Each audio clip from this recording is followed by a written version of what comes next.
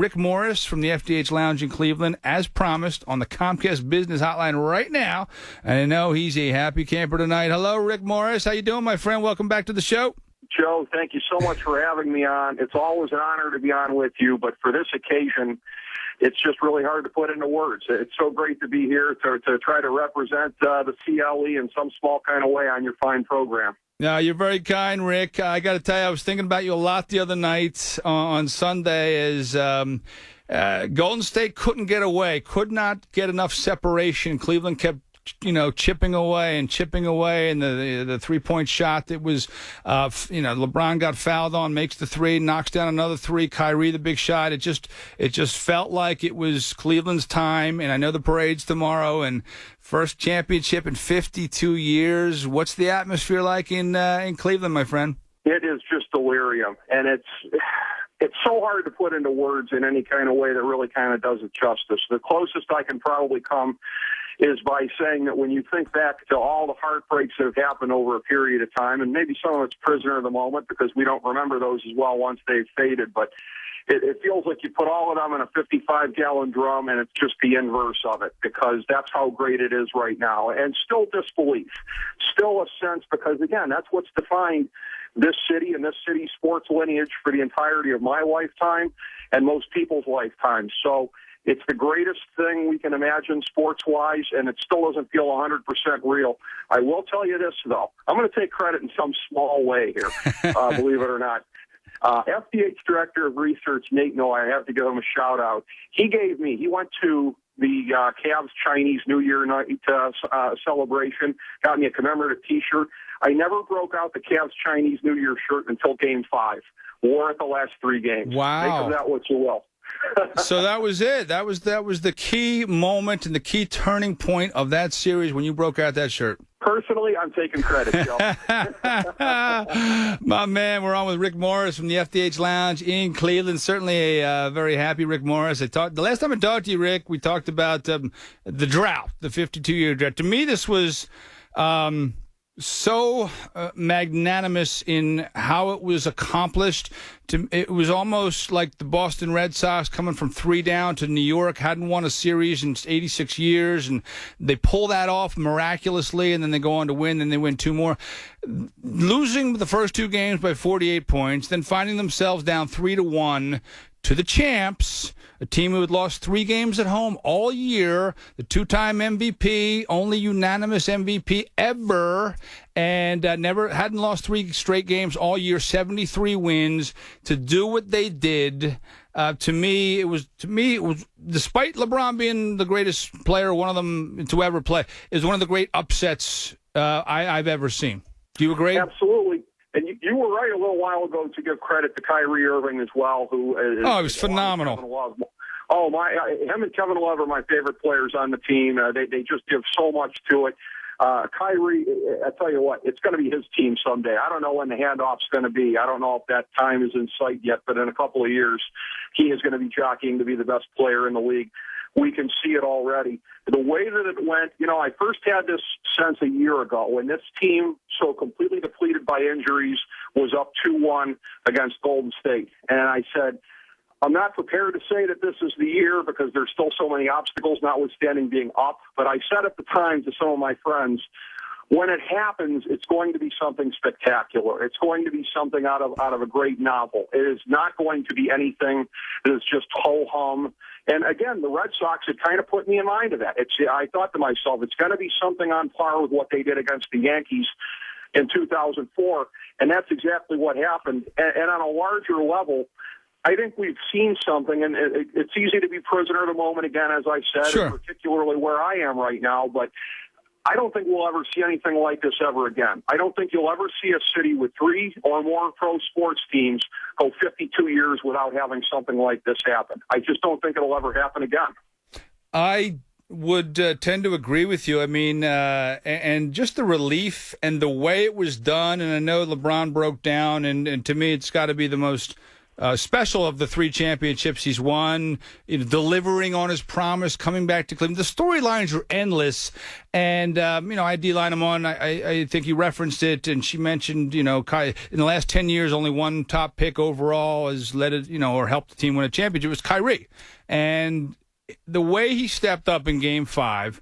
And, listen, Thompson was in his grill and playing good defense, and Kyrie was in one of those zones, the 41-point game. LeBron had back-to-back 41-point games, and then the triple-double, but Kyrie hits the big shot. I mean, to me, again, champions, the mark of a champion is how you play when things aren't optimum, not when things are going well. And to me, when you compare the two, you had the incumbent champs, and they unraveled. To me, they unraveled as much as Cleveland really stepped up and took control of that. The fact that they had to go back into Oracle in Game 5 with all the momentum and the guy paying $93,000 for the 4 seats on court side, it was a given. It seemed like a given. This is what I love about sports, because nothing's a given until it's actually given. And the fact that they snatched that game, had to come home, and then had to win a Game 7 on the road, first time since '78 when I think the Bullets did it.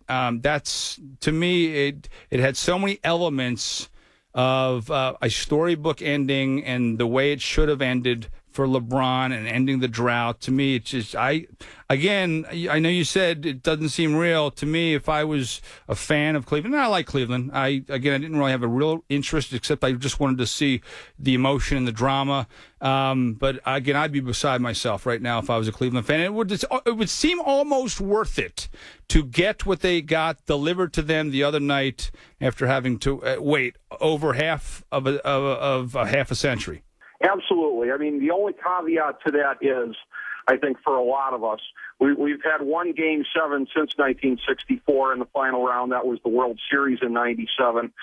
And Edgar Renteria. That one broke my mom's heart, I got to tell you. Jose She Mesa. passed away a couple of years ago. So this is a thing where there are those of us that have somebody we wish we could go give a hug to after something like this. That's the caveat that I always give on this. I love my dad just as much, but he is not nearly the Cleveland sports fan that my mom was. So it's all about the personal things as far as how that goes. But in terms of the history, you talk about 1978 and how long it had been. You go back 2 years earlier, and I'll mention my parents again. The first basketball I ever remember seeing was during the Miracle of Richfield, going out there and that vaunted, you talk about an underdog run, 1976 getting to the Eastern Conference Finals. And there are people that will tell you to this day that Jim Jones, had he not broken his foot during the playoffs there, the Cavs might have won it all. Certainly the title was kind of up for grabs that year. 40 years later in that Game 5, Andrew Bogut goes down. Yep. And you combine that with the Green suspension, and I'll tell you, you got to get a little lucky. You got to get a little lucky. Yep. Yes, and this may be the greatest rivalry right now, if you think about it, since Magic and the Lakers against Bird and the Celtics in the '80s. If you think about it, Jordan didn't really have a main rival during his career in the '90s. There, you got Kobe's Lakers and Duncan's Spurs in the same conference. That's anticlimactic. LeBron and Duncan met 3 times in the finals, but LeBron was on 2 different teams. Sure. Duncan is so low-key. Nobody really kind of got into that. This is something that Adam Silver's really got to be loving, because how hot would a rubber match be next summer, huh? It'd be ridiculous. And I go back to the January game where Golden State went in and said, I wonder if we'll still smell the champagne in the locker room, and then went on to win by 32 points. And, I mean, it just seemed there was such a disparity. It was going to be another season that Cleveland, comes up short. But, hey, congratulations to you and LeBron and the whole crew, and I hope you guys have a great time at the parade. We're talking, we've moved on to the draft, as we do here. But because we're, maybe another 52 years from a Sixers championship, the way things are going. But we have the number 1 pick. It looks like Ben Simmons is in the book from, I guess, a national standpoint. And what do you think of how the Sixers have operated? Now they have Brian Colangelo in place. And if you were the Sixers, is Ben Simmons the guy? He is the guy. And, we talk about this strange symbiosis between Philadelphia and Cleveland. We talk about it every time I've been on yes. with you. let me send some of that congratulatory love back your way, because I'm going to quote a headline here from the FDH Lounge's sister brand, FantasyDraftHelp.com. We now have up on our main page our 2016 NBA Draft Guide. The headline is, Philly's nightmare is over, because I really feel like this is where you guys start turning it around. And as you have been outlining earlier in the show, the picks from the last couple of years, not much of a foundation to build on at this point. You put Ben Simmons in there, and you're going to have to move some of the other pieces to make some things fit. But the good news is you can now start taking positive steps, it seems like, at this point. The only caveat to that I see is on a lot of scouting reports with the kid, and I believe he's the real deal. I believe you got to take him at number one. But this notion that he could be like LeBron if he could only shoot better. Well, that's a tough skill to learn at the pro level, but I think he can kind of get there. A kid with that kind of ceiling, we've been saying this every time we've talked about it, Joe. You have to go for that when you have a chance to get a kid with that kind of ceiling. You were talking about the process earlier. That's what the process is all about. You guys have set yourselves up. You got to take the kid, you got to get him in there, and you got to make him the legit multi-time all-star that he is capable of being. No, and I agree with you. And we're on with Rick Morris from the FDH Lounge in Cleveland talking. We've now moved on to Sixers in the draft, and I'm not sure if the nightmare is over yet. Okay, so we'll wait and see to make sure that they actually draft him. I'm pretty sure that's going to happen, but even so, I mean, listen, LeBron was drafted, 13 years ago and 7 years in Cleveland, and then he had to go away for 4, and he comes back for 2, and it takes a while to win a championship, Mike. It took him 7 years, and Mike was great from the get-go. So Sixers have a long way to go, but I agree with you. You take the special player, the high ceiling, and, hey, listen, dream a little dream. Maybe Joel Embiid actually has a decent career. But it's going to be a ways to go before the Sixers kind of have the Cavs, blueprint. Of course, LeBron was the guy coming out, and there was no question about it. What do you hear about Brandon Ingram and any? I'm not saying the Sixers have any chance of taking him, but the guys that are going to succeed. Simmons and Chris Dunn and Brandon Ingram and Buddy Hield. In terms of the Sixers and what you know about the Sixers in terms of a fit, I know they're going to try to move one of the bigs and try to get back up in the top 10 at least, maybe the top 5. Who do you think's the best fit for this team after Ben Simmons? That's a tough one. Obviously, you guys have a gaping, sucking hole in the backcourt here, so if you could possibly get up high enough to get Buddy Hield, again, I think he could be a poor man's beard. I really, really do. And I just love his game. I think it's made for the NBA the way that it continues to evolve right now.